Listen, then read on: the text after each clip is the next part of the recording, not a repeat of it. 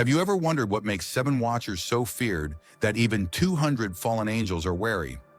Before exploring this mystical story, leave a comment 777 below if you believe in the power of light and divine loyalty.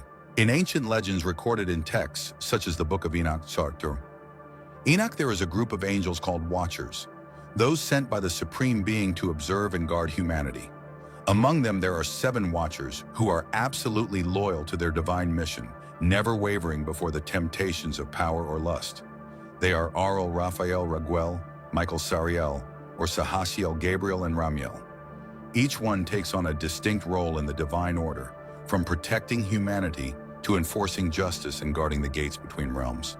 These angels are not only witnesses to the fallen history of their brothers, but also pillars of stability on earth during times of chaos.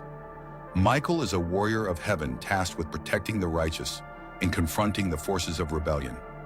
Gabriel, the angel of the Annunciation, guards the Garden of Eden and protects humanity from the influence of the tempter. Raphael, the healer, watches over human souls and heals the rift between heaven and earth. Raguel, the angel of justice, ensures the balance between the forces of light and darkness. Sariel, or Sahaziel in some accounts, is responsible for watching over fallen souls and recording transgressions. Ramiel is the overseer of resurrection. He guards the souls that will be restored at the end of time.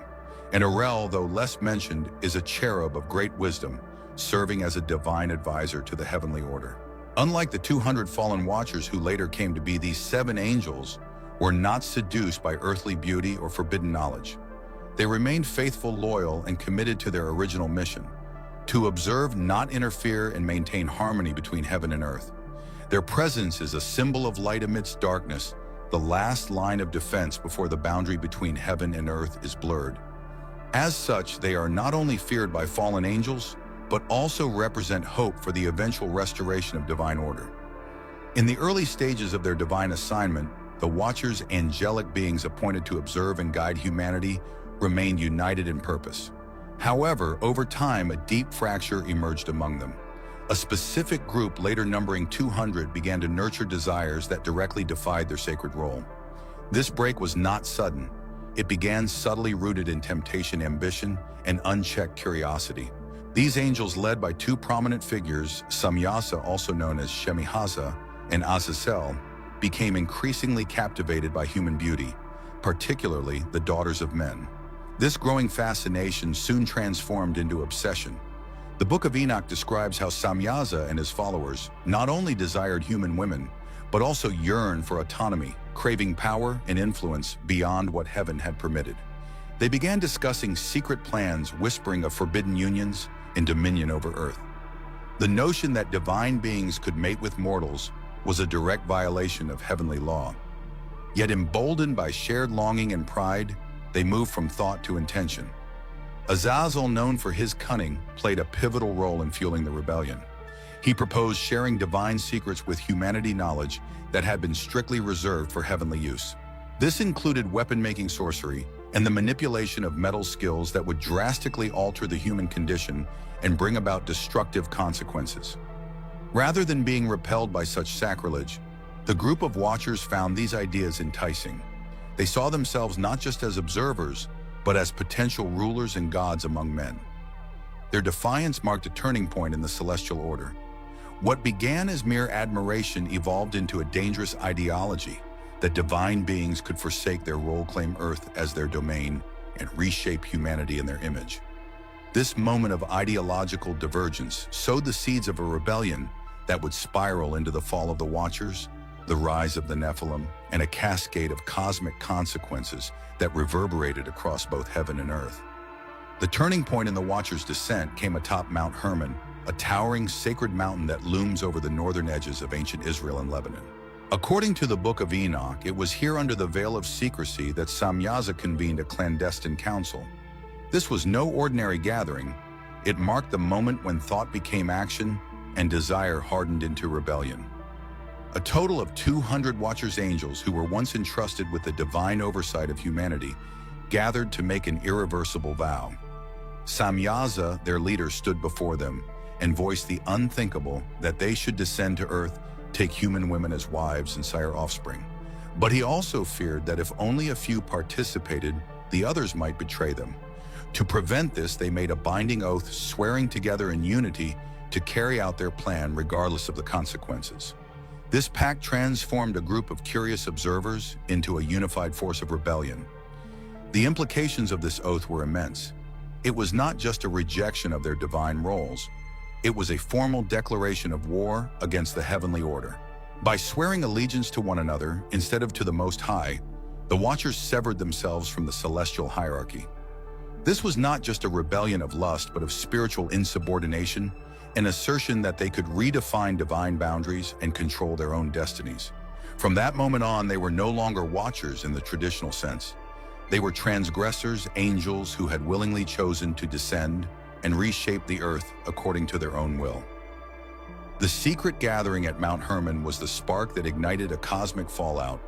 Their oath would lead to the rise of giants, the corruption of mankind, and the eventual unleashing of divine judgment, consequences far beyond what they had imagined in their lust for power and forbidden union. As the fallen Watchers sealed their oath on Mount Hermon, the 7 faithful angels, those who remained unwavering in their divine mission, stood in solemn resistance. They did not join the rebellion, but neither did they remain silent. Gabriel, Michael, Raphael, Uriel, Raguel, Sariel, and Ramiel each delivered stern warnings to their brethren, pleading with them to abandon their course before it was too late. Gabriel, the guardian of paradise and the serpent's adversary, urged the rebels to reconsider their actions. He reminded them of their sacred purpose and the consequences of crossing divine boundaries. His voice carried sorrow, not condemnation, for he recognized that many of the fallen had once walked in purity beside him. Sariel, also rendered as Sarakel or Sahakiel in various traditions, who watched over the spirits of those who sinned, foresaw the coming judgment. His warning was not speculation, it was prophecy. He spoke of the collapse that would follow, the corruption that would spread, and the punishment that heaven would decree. Raguel, the angel of justice and vengeance among the luminaries, remained silent in those moments, but his very presence was a reminder that divine retribution is not delayed forever. He did not need to threaten. His role alone spoke volumes. Justice would be served in time. Raphael, healer of men and guardian of human spirits, implored the Watchers to consider the consequences for humanity. He warned that sharing the secrets of heaven with mortals would not elevate them, it would destroy them. Forbidden knowledge once unleashed could not be contained. Michael, the great warrior and defender of righteousness, was direct and unwavering. He warned that rebellion would bring only ruin, and that the Lord of hosts saw all. His voice echoed with the weight of divine authority. He would later be the one to lead the heavenly armies against the fallen. Uriel, keeper of cosmic mysteries and guardian of Tartarus, declared the truth plainly: to join the rebellion was to invite judgment. There would be no exceptions. Even angels were not above the laws of heaven. Their appeals, though urgent and sincere, fell on hardened hearts. The 200 fallen Watchers, consumed by desire and pride, refused to heed the warnings. In that moment, the line was drawn between light and shadow, between obedience and defiance. The faithful angels did not rejoice in their brother's downfall, but they did not waver. They stood as sentinels of heaven's will, bearing witness to a tragedy they had tried desperately to prevent. Once the fallen Watchers descended upon the earth, the consequences of their rebellion unfolded with terrifying clarity. These 200 angels, no longer bound by divine restraint, began to take human women as wives, fulfilling the oath they had sworn on Mount Hermon. From these unnatural unions came the Nephilim, colossal offspring described in the Book of Enoch and referenced briefly in Genesis 6:4. These beings were not only physically imposing, but morally corrupt, possessing violent appetites and unrestrained power that soon devastated the earth. The presence of the Nephilim marked a critical shift in human history. These giants dominated the early world with brutality, consuming both resources and human life. Their very existence blurred the boundaries between heaven and earth, introducing chaos into the natural order. Civilization, once nurtured under divine observation, began to unravel. Humanity, influenced by both the Nephilim and the fallen Watchers, was now exposed to knowledge that had once been forbidden for a reason. Azazel, in particular, played a pivotal role in corrupting mankind. He taught humans how to forge weapons, craft armor, and manipulate metals not for survival, but for conquest. He introduced ornamentation with precious stones and cosmetics, turning vanity into a cultural norm. More dangerously, he revealed the arts of enchantment and sorcery, encouraging people to seek power through arcane means. These teachings, while seductive, destabilized human society by amplifying pride, violence, and spiritual disobedience. The earth, under the influence of the fallen, became saturated with warfare, idolatry, and sin. Innocence faded as humans turned on one another, driven by the very knowledge that the Watchers had offered. The moral and spiritual decay was so widespread that even the natural world seemed to cry out an echo of the suffering inflicted by the hybrid offspring and their angelic sires. Throughout this decline, the 7 faithful Watchers watched in sorrow. They did not interfere directly, as their role was still bound by divine command, but they bore witness to the spreading corruption. Their warnings had gone unheeded, and now the world teetered on the edge of total ruin.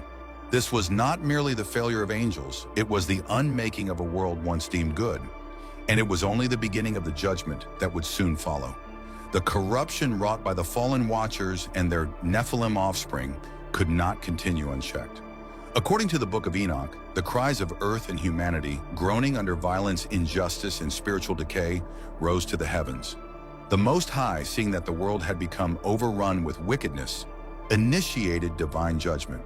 This was not only a response to human sin, but a direct confrontation against the celestial rebellion that had poisoned creation itself. The 7 faithful angels were now called into active command. Uriel, the angel of wisdom, and the overseer of Tartarus, the abyss where fallen spirits are held, was sent first. His task was urgent to warn Noah, the righteous man chosen to survive the coming deluge. Uriel revealed the divine plan of a great flood that would cleanse the earth and reset the balance between heaven and mankind.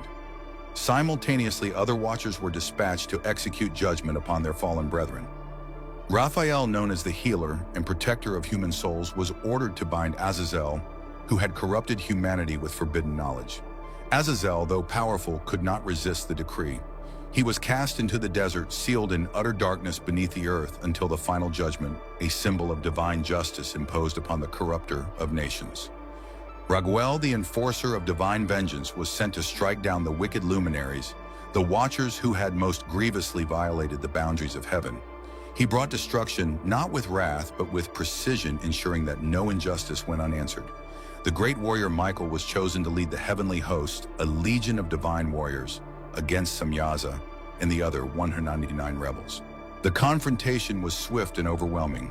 Stripped of their divine protection, the fallen Watchers were defeated, bound in chains, and cast into the abyss, forever severed from the realms of heaven and earth. Lastly, Sariel Serakiel was tasked with ensuring the spirits of the fallen would remain imprisoned until the day of judgment.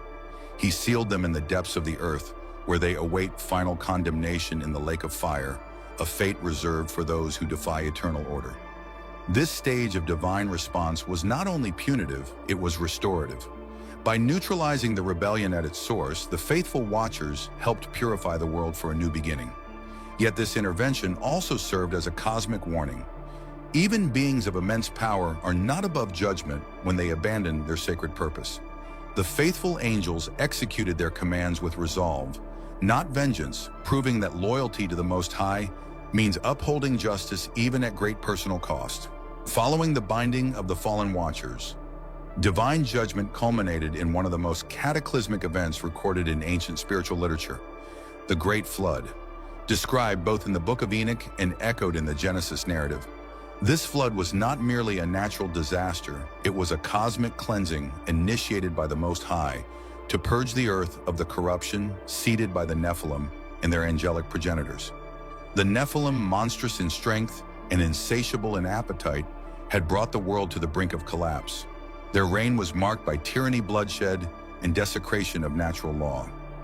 Under their influence, humans embraced violent sorcery and vanity, accelerating the moral decay that spread like a plague across the earth. The Watchers, who had once been divine guardians, had become kings and tyrants, establishing dominion where they were meant only to observe. In response, the Almighty unleashed the waters from both the heavens above and the deep foundations below. The floodwaters swallowed cities, forests, and mountains, washing away centuries of perversion and lawlessness.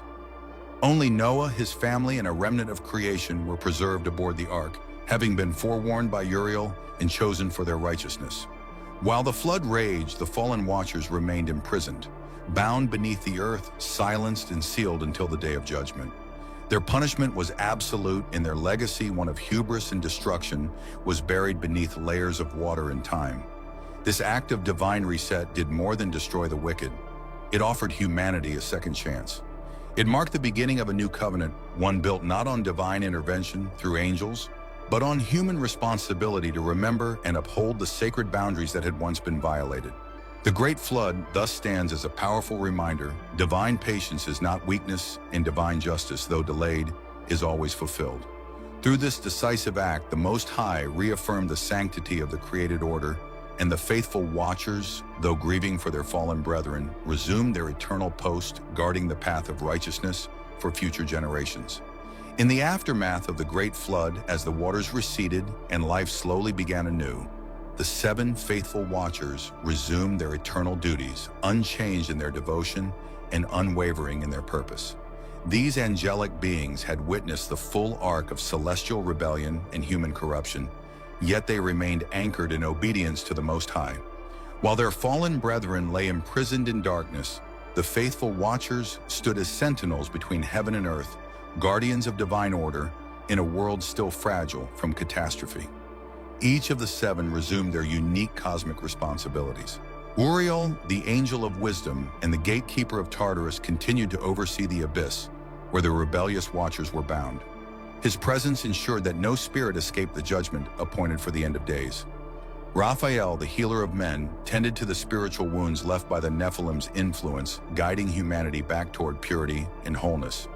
Raguel, the bringer of justice, watched over the balance between divine authority and earthly freedom, ensuring that no force, human or celestial, would again breach the boundaries established by heaven. Michael, the great protector, stood as commander of the heavenly host, safeguarding the righteous and preparing for future battles prophesied to unfold in the end times.